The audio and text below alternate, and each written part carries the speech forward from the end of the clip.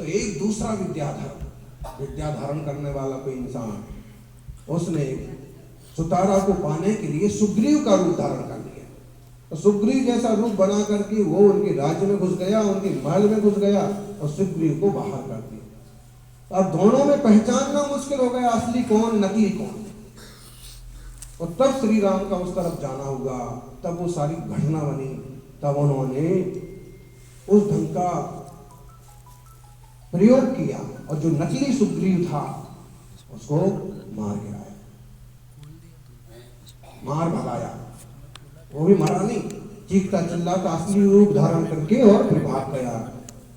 चोर होते ना, आजकल भी आ रहा है वापिस AI, उसी के जैसा रूप बनाने वाले लोग भी मिल जाएंगे आपको।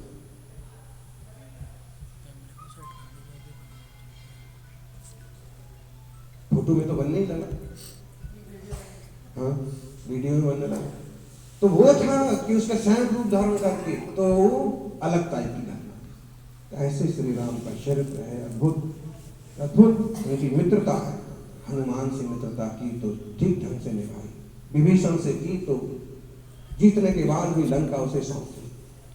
राम ने जो भी लिया अपना कुछ नहीं माना।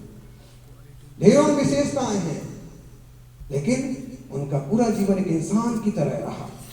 वो पूरी दुनिया के लिए आदर्श इसलिए है कि भले उन्हें भगवान कहा जाए, लेकिन पूरा प्रैक्टिकली जीवन जो लाइफ है उनकी, वो एक इंसान की तरह रही। ऐसी घटनाएं बनती हैं, इस टाइप की प्रवृत्तियां होती हैं। देखिए तो इंसान की तरह ही तो न्याय के लिए, मर्यादा की रक्षा के लिए, अपनी पत्नी के प्रेम में उन्हें रावण से भी युद्ध लड़ा। ठीक है। दूसरी तरफ आप देखिए कि जब उन पर आरोप लगाए गए कि रावण के यहां रही हुई सीता को कैसे ले आए, तो उन्होंने सीता का त्याग भी कर दिया। लोक मर्यादाओं का इतना ख्याल कि जिसके पेट में बच्चे हैं, इस तरह से जब महिलाएं कोई आंदोलन करती हैं ना, तो बोलती हैं कि बहुत बड़ा अपराध किया राम ने। स्त्री शक्ति के साथ, नारी शक्ति के साथ अन्याय किया। लेकिन वो भी उस समय एक इंसान, एक राजा है, और उस ढंग से जब विचार करते हैं तो उसके और भी सूत्र समझ में आते हैं। सीधा सीधा तो यही दिखता है कि कितने बड़े महान रहे हों, मोक्ष गए हों, लेकिन जीवन में उन्होंने एक बहुत बड़ी गलती की।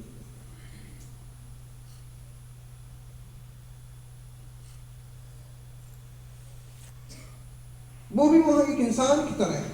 चौथे गुण स्थान वाला सम्यदृष्टि जीव का व्यवहार कैसा होता है, वो भी देखिए।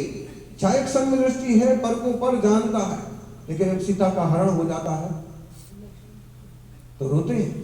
लक्ष्मण को जब बाण लग जाता है बुरी तरह से परेशान हो जाते हैं। हर एक किस्सा कुछ ना कुछ शिक्षा देता है, कुछ ना कुछ प्रेम, प्रीति, मर्यादा सिखाता है।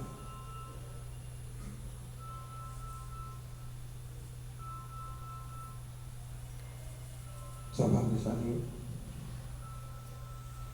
अयोध्या में स्थापित होने वाले श्री राम पूरी दुनिया को सत्य, अहिंसा, सदाचार और शाकाहार का रास्ता दिखाते रहेंगे। आज वहां के यजमानों ने जो व्रत धारण कर रखे हैं, अगर वही व्रत पूरे देशवासी धारण कर ले तो हमारा देश धरती पर स्वर्ग से भी बड़ा होगा। जो मर्यादा, जो संतुलन, जो व्रत, जो त्याग, वो त्याग व्रत जब पूजा में जरूरी है, पूजा में धारण करने से जब पूजा की शुद्धता होती है, और अगर इसमें हमेशा धारण किया जाए। आज भी जैन श्रावक उस तरह के व्रतों का पालन करते हैं, कई सारे श्रावक, मुनिराज तो महाव्रतों का पालन करते हैं। इस कली काल में, इस कलयुग में सतयुग के संत देखना है तो दिगंबर साधुओं को देखो। बाकी संत तो अपने अपने ढंग से अपनी अपनी साधना बढ़ा रहे हैं, लेकिन खुलेआम पंच महाव्रतों का पूरी ताकत से पालन करने वाले संत देखना है तो मुनिराज, महासाहु महासाहु महासाहु दिगंबरा।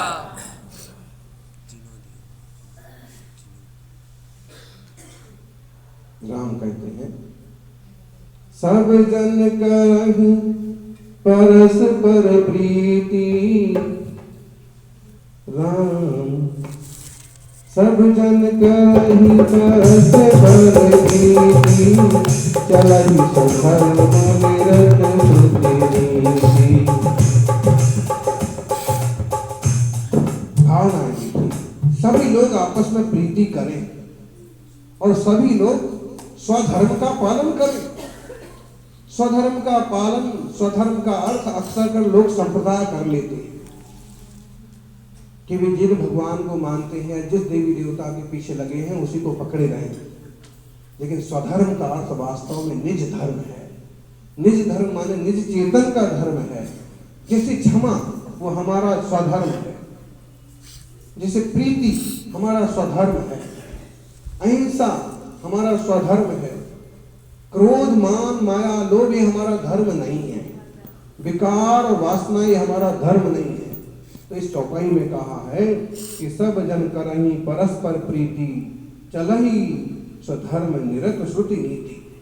सभी लोग श्रुति के अनुसार चलें, नीति के अनुसार चलें, अन्याय न करें, भ्रष्टाचार न करें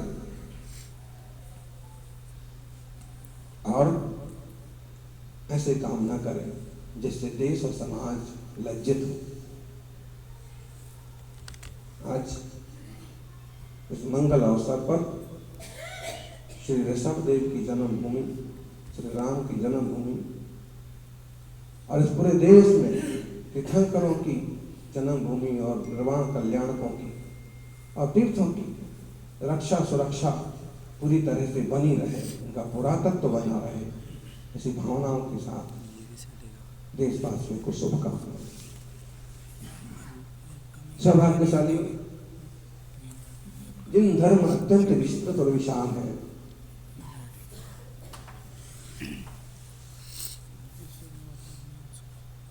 संस्कृत भाषा के शास्त्र यहाँ उपलब्ध हैं तो प्राकृत भाषा की भी उपलब्ध है। संस्कृत में पद्मचरित है तो प्राकृत में भी पद्मचर्यम है। अपभ्रंश भाषा में पौमचर्य है और वो राम के चरित्र को बहुत बखानते, पूरा खुलासा करते। और तुलसीदास जी ने तो स्वीकार किया है अपने रामचरितमानस में। वो कहते हैं, लोगों की इसे मान्यता है कि तुलसीदास जी ने वाल्मीकि का अनुकरण किया, वाल्मीकि का पूरा अनुकरण नहीं किया। अभी तो वाल्मीकि के समकालीन या उनके पूर्व के या उनके पश्चात के जो प्राकृत भाषा के कवि हुए उनका अनुकरण किया है। इस बात का उन्हें स्वयं स्वीकार किया। जे प्राकृत कवि परम सयाने, जी प्राकृत भाषा के जो कवि हुए हैं बड़े सयाने और चतुर कवि हुए हैं और उन्होंने जो हरि के गुण बखाने, राम के गुण बखाने, उनके आधार से मैंने रामचरितमानस की रचना की। सौभाग्यशाली हो, आज भी प्राकृत भाषा के ग्रंथ जैन लोग पढ़ रहे हैं। आज यहाँ भी हजारों की संख्या में इस भाषा का सम्मान होना चाहिए। ब्राह्मी लिपि, जिस लिपि में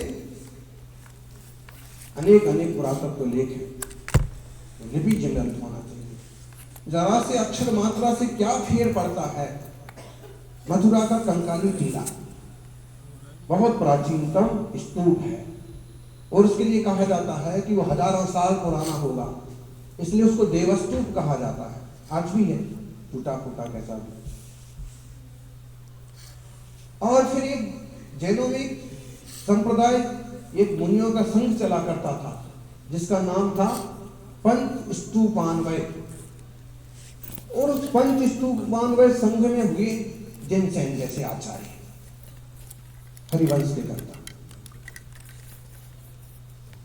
मतलब है उस क्षेत्र में 5 स्तूप रहे होंगे कभी। आज एक है, कंकाली टीला के नाम से जाना जाता है क्योंकि उस पर कोई कंकाली नाम की देवी का छोटा सा मंदिर बना दिया होगा कभी, जो भी है। वहां से बहुत सारी जैन प्रतिमाएं निकली, आयात पट्टे निकले। एक ऐसी प्रतिमा भी निकली जिसके हाथ पर महाभारत के कलाकारों की तरह एक चादर, क्या बोलेंगे अपन उसको, स्कार्फ, दुपट्टा, बस पूरा शरीर दिगंबर है, सिर्फ हाथ पर एक कपड़ा लगा हुआ। और उस मूर्ति के बारे में ये सिद्ध किया गया कि सबसे पहले श्वेतांबर जब प्रकट हुई तो सबसे पहला रूप उनका ये था कि दिगंबर मुनि जो मजबूरी के कारण से श्वेतांबर बन रहे थे, अपने वेश को छुपाने के लिए उनने सिर्फ एक दुपट्टे को इस ढंग से रखा था हाथ पर कि मुद्रा बस छुप जाए, किसी को भय ना लगे, कोई आक्रमण ना करे, बस। उसके बाद की पूरी कहानी है कि कैसे उंगली पकड़ने से पहुंचा पकड़ गया और श्वेतांबर संप्रदाय का विकास हुआ। खैर, ऐसी भी एक मूर्ति है। एक मूर्ति एक आयात पट्ट है, जिस आयात पट्ट पर ब्राह्मी लिपि की 3 लाइनें लिखी हुई है। और बताना हमको एक छोटी सी गुंडी,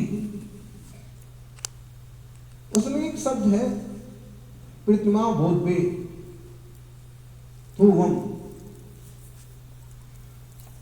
तो इतिहासकारों को पहले तो ब्राह्मी लिपि समझ में आना मुश्किल, फिर एक विद्वान रमेश शर्मा जी ने उसको समझा और बोधवे का उनको कुछ अर्थ समझ में नहीं आया, तो बोधवे की जगह उन्होंने आधा सोचा कि गुंडी और मिला दी जाए, तो बोधवे की जगह क्या हो गया, बोधे। क्या हो गया, गुंडी। बोधवे तो था, वावजन का आधा था, उसमें आधा और मिला दिया नीचे से, तो क्या हो गया, बोधवे की जगह बोधवे, बोधे की। और उस स्तूप को जहां से केवल जैन प्रतिमाएं निकली, पुरानी प्रतिमाएं निकली, उसको क्या घोषित कर दिया गया, बौद्ध स्तूप। जब जैन विद्वान जागे, जब उन्होंने अपनी बातें रखी, फिर कुछ लोगों को समझ में आया कि बोधे नहीं है, बोधवे है। और ऐसा है कि इस अक्षर को इधर पढ़ लिया गया, प्रतिमा वो द्वे थुवम। 2 स्तूप हैं या 2 प्रतिमाएं स्तूप में लगाई गई। तो घुंडी का अर्थ कितना चिंता तो सब समझते हैं, लेकिन एक इतिहास की खतरनाक बोली। सुधार हो जाता है लेकिन बातें सुधर कहां पर। जैन धर्म बहुत प्राचीन है। उस कंकाली टीले में जो मूर्तियां निकली वो वासनाथ पहले की, जो भी है। तो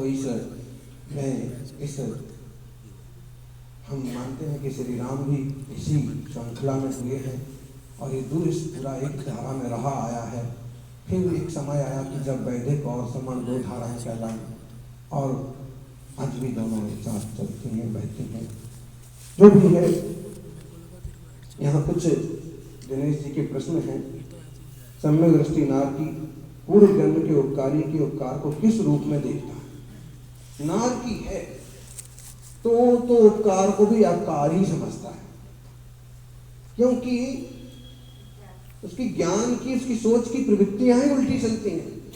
तत्व संबंधी भले भूल ना हो, लेकिन वो व्यवहारिक गलतियां दुश्मनी समझता है। आंख फोड़ती थी हमारी माँ, काजल नहीं लगाती, खीर नहीं खिलाती थी, मुंह में चम्मच डाल के दांत तोड़ती थी, ऐसे अर्थ लगाता है। क्योंकि और शुभ करने जाए ना तो शुभ भी अशुभ रूप में बदलता है, अशुभ होता है। जाए बचाने के लिए खुद ही पीटने लग जाए, वैसा द्रव्य क्षेत्र काल है वहां।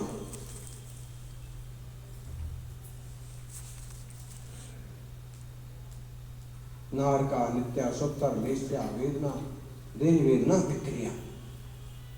अशुभतर होती, अच्छी विक्रिया करने जाए उल्टी हो जाती। तो इस तरह की बात है। दूसरी, उस सर्पणी काल में, दुखमा सुखमा काल में अंत समय धर्मायतन बढ़ते बढ़ते उच्च स्थिति में पहुंच जाते हैं। मुनि राजों की संख्या भी अधिकतम हो जाती है। भोग भूमि तब शुरू कैसे होगी? मुनिराज की आहारचर्या कैसे होगी? वो तो ऐसे ही है कि धर्म बढ़ते बढ़ते बढ़ते बढ़ते भोग भूमि जैसी स्थिति में पहुंच जाता है। लेकिन वो एकदम से नहीं घटता है। सुख के साधन वहां इतने बढ़ जाते हैं, एक तरह से सुख से लोगों को विरक्ति होने लग जाती है। अब एक बात को अपन देखें, आज एक जमाना ऐसा था जब साधन कम थे और लोग धर्म ज्यादा करते थे। अपने हाथ से आटा तैयार करना, कुएं से पानी भरना, पूरी मेहनत करना, चौका लगाना, शुद्ध चौका ही बन जाता था, बिना एक फालतू साधन नहीं थे। यूं बन जाता था, असोले जैसा कोई काम ही नहीं होता था लगभग 50 साल पहले भी। लेकिन जैसे जैसे साधन बढ़ते जा रहे वैसे वैसे लग तो रहा है कि धर्म बढ़ रहा है, लेकिन उसकी रीति नीति चर्या वगैरह में गिरावट आ रही, छोले वगैरह में, शुद्धि में, पदार्थों की ताकत में, और गिरता जाएगा, अंचल काल का अंत आएगा। ऐसे ही वहां बढ़ता बढ़ता बढ़ता बढ़ता धर्म इतना बढ़ता जाता है, और बढ़ने के बाद जब भोग भूमि प्रारंभ होने का समय आता है तो उसमें लोग भोगों की तरफ झुकने लगते हैं। भोग भूमि आना है ना, भोगों की तरफ विशेष रूप से झुकने लगते हैं, और वो साधनाएं जो बढ़ चुकी थी वो मध्यम पड़ती जाती, कम होती जाती है, व्रतों के प्रति रुझान कम होता जाता है, और भोग भूमि आना है तो भोग वाली दृष्टि ज्यादा बढ़ती जाती है। लगभग इस तरह से होगा, और इसी तरह से धीरे धीरे मुनिराज भी कम हो जाएंगे, वहां होना बंद हो जाएंगे, और फिर भोग भूमि का काल प्रारंभ। एक बात ठीक है कि आकाश अनंत है और घनाकार भी माना गया, घनाकार माना है, फिर भी इसका कोई ओर छोर नहीं है। अनंत को भगवान अनंत रूप में ही देखते हैं। अब कोई कहे कि भगवान सब कुछ देखते जानते हैं, तो हमारी पहली पर्याय बताएं, हमारी आखिरी पर्याय बताएं। तो अनादि को अनादि रूप से ही कहेंगे, अनंत को अनंत रूप से ही कहेंगे। जब छोर नहीं है तो कैसे कहें पहला नंबर ये?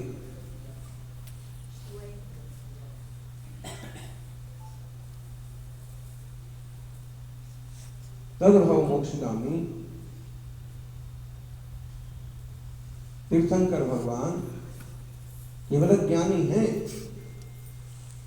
लेकिन फिर भी पहली पर्याय आखिरी पर्याय इस टाइप से उत्तर नहीं आते हैं। अनादि अनादि रूप से आता है, अनंत अनंत रूप से आता है। लोकाकाश का आकार जो है घनाकार है, लेकिन उसका मर्यादा कितनी है? अनंत है, तो अनंत ही है। अक्षय अनंत, जिसका कभी क्षय ना हो। जैसे आकाश, कितना ही दौड़ते रहो आप आकाश को नहीं प्राप्त कर सकते, ऐसे ही जो अक्षय अनंत संख्या है, कितने ही गिनते रहो कभी गिनती पूरी नहीं होगी, गणना में नहीं आएगा, अक्षय है। फिर भी हमारा कम ज्ञान जो है इन बातों को आसानी से मानने को तैयार नहीं हो पाता है। बार बार शास्त्राभ्यास करेंगे तो ध्यान में आएगा।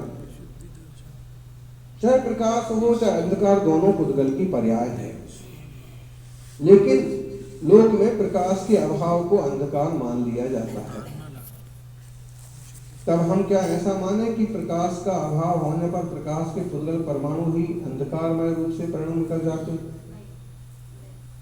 प्रकाश प्रकाश है, अंधकार अंधकार है।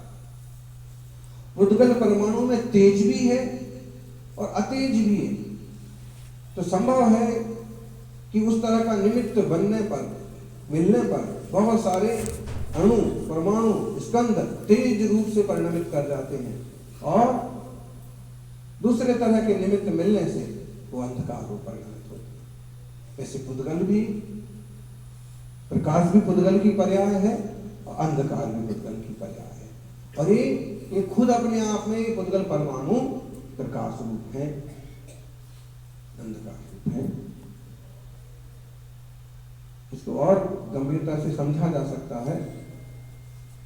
अब गुरु ने जो कह दिया सो ठीक, गुरु ने दिन को दिन कहा तो भी ठीक, और रात को दिन कहा तो भी मान लेना चाहिए बोले, लेकिन वहां आशय समझना, गुरु तो गुरु है, और ऐसी बात तो करेंगे नहीं कि एकदम झूठी हो। और रात को दिन कहें। वहां तो समझाने की भावना है कि गुरु ने अगर रात को दिन कह दिया तो कहो हाँ, लेकिन ना तो वो ऐसे सच्चे गुरु ऐसा कहेंगे, ना ऐसी बात बनेगी। इसका तो भाव ये है कि भी जो कुछ भी कहें तुम उनकी आज्ञा से चलो, क्योंकि जो चीजें तुम नहीं समझ पाते हो वो समझते हैं। शायद वो दिन को ही दिन कह रहे हो, लेकिन बादल छाए होने से तुम्हें रात लग रही हो, तो इसलिए वो कहें कि दिन है तो तुम्हें रात लग रही है तो भी कहो हाँ गुरु।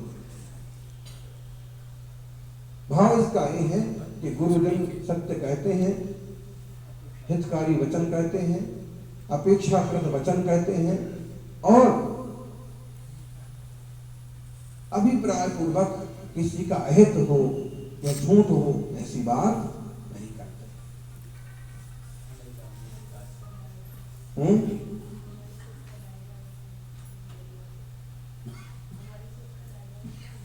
हाँ, शिष्य की सोच का, भक्त की सोच का, एक आम इंसान की सोच का एक दायरा होता है।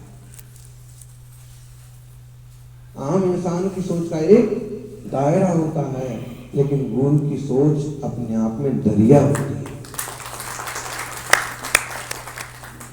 बड़ी होती है, अपेक्षाकृत होती है।